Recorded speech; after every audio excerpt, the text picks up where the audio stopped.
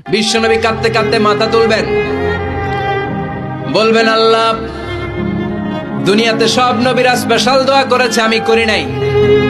এবার আমি আমার স্পেশাল দোয়াটা করতে চাই, আপনি কবুল করবেন কিনা বলেন। আল্লাহ বলবেন, নবী কি আপনার দোয়া বলেন?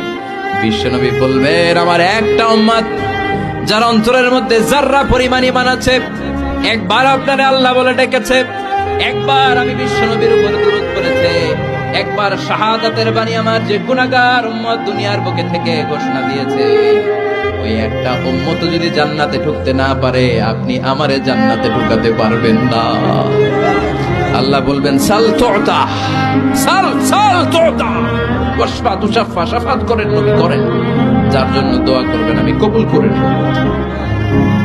দুনিয়াতে বিশ্বনবী কম কষ্ট সহ্য করে নাই। 3 বছর শিয়াবে আবি তালেবে জেল খেটেছে। কয় বছর? দুর্ভিক্ষের বছরগুলোতে বিশ্বনবীর পেটে দানা পানি ছিল না। কলিজার টুকরা হাসান হুসাইন কই মাছের মতো ছটফট করেছে, জামিনে ক্ষুধার জ্বালায় বেহুশ হয়েছিল। বিশ্বনবী যদি ওই স্পেশাল দোয়াটা করতেন, জান্নাত থেকে খাবারের বস্তা পাঠিয়ে দিত কে? ওই দোয়া করছিলেন? জেলখানায় আল্লাহরে বলছিলেন, আল্লাহ স্পেশাল দোয়া করলাম, জেল থেকে মুক্ত করে দেন, করছিলেন?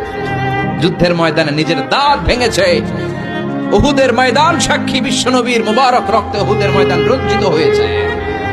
সেদিনও বিশ্বনবী ওই দোয়াটা করে নাই। চিল্লায় বলেন ঠিক কিনা? তায়েফের ময়দানে বিশ্বনবী কয়েকটা জায়গায়, 3 জায়গায় বেহুশ হলেন। বিশ্বনবীর মুবারক দেহ বেয়ে রক্ত ঝরলো। ওই কঠিন বিপদের দিনও বিশ্বনবী এই দোয়াটা করেছেন নাকি? কথা বলেন।